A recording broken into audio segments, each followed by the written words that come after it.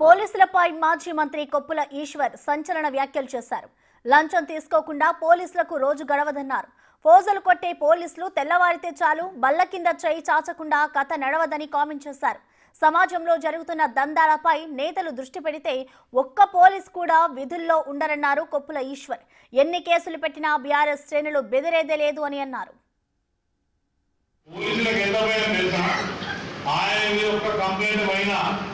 ఆయన మీద ఒక పేపర్లో ఒక స్టేట్మెంట్ వచ్చిన ఆయన వ్యతిరేకంగా ఒక ధర్నా జరిగిన ఆయన రిమార్క్ రాయబడుతుంది. ఆయన ప్రమోషన్ అప్పుడు తప్పకుండా ఆపబడతాడు. అందుకని వాళ్ళకి చాలా భయం ఉంటుంది, మీకు తెలియదు.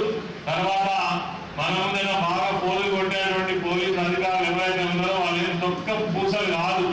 తెల్లారు లేస్తే బల్ల కింద చేయి పెట్టకుండా ఎవరికన్నా నడవాలి.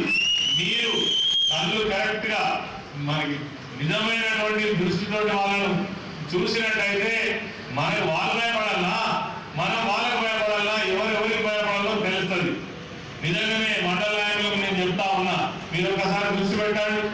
ఎన్ని రకాల దందాలు నడుస్తున్నాయి, ఈ దందాలన్నీ నడుస్తుంటే వాటి మీద మీరు దృష్టి పెట్టండి. మేము నిజంగా వీళ్ళతో కలిసి లేకపోతే మా ఏ ఒక్క దందా కూడా నడవదనేటువంటి పరిస్థితి వస్తుంది. ఆ ప్రకారంగా కనుక నాయకత్వం ఉన్నట్టయితే మిమ్మల్ని చూసి వాళ్ళు భయపడతారు తప్ప వాళ్ళని చూసి మీరు భయపడేటువంటి అవకాశం ఎక్కడ కూడా ఉండదు. రకరకాల దందాలు నడుస్తున్నాయి. తెలవదామని నెల రోజులు ఒకవేళ దృష్టి పెట్టదలుచుకుంటే ఒక్క పోలీస్ అయినా ఉంటాడా? ఏసీబీ మీద ఒక్క పోలీస్ అయినా ఉంటాడా? అసలు లంచం తీసుకోకుండా ఒక రోజు గడస రావాలి. మరి ఎవరికి భయపడాలి? ఎవరికి భయపడాలి?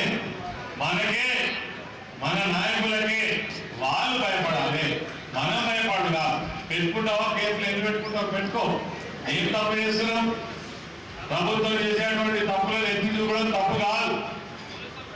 4,000 పెన్షన్ ఇస్తానని ఈయన చెప్పడం తప్ప, మహిళలకు 2,500 వృత్తి ఇస్తాడు, ఇవ్వకపోతే ఇస్తలేదు అని అడగడం తప్ప, ఇందిరమ్మ ఇళ్లలో ఒకరొకరు జరిగినాయని చెప్పడం తప్ప.